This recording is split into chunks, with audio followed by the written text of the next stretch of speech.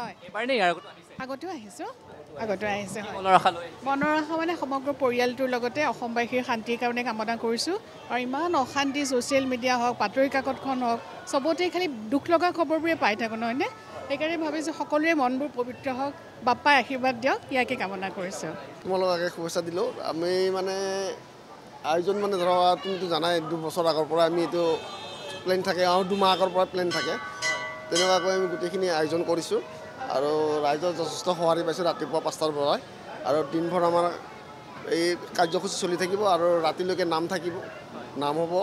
তাৰপিছত তাতে খোৱা বোৱা হ'ব ফিল্ডত আৰু এটা ৰাতিপুৱা আমাৰ প্ৰশাসন হৈ গৈছে আৰু কোন ঠাইৰ পৰা লোকসকল আহিছে ভক্তসকল আহিছে গোটেই গুৱাহাটীৰে আহে আৰু বাহিৰৰ পৰাও আহে মানে বহুত ভাল লাগিছে এতিয়া আৰু মনৰ আশা মানে কি আৰু নিজৰ ঘৰখনৰ উন্নতি হওক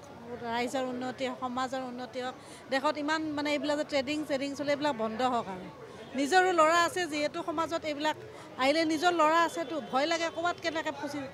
ফচি যিমান বুজালেওতো ঠিক নাই না বাহিৰা সমাজখন যাতে ভাল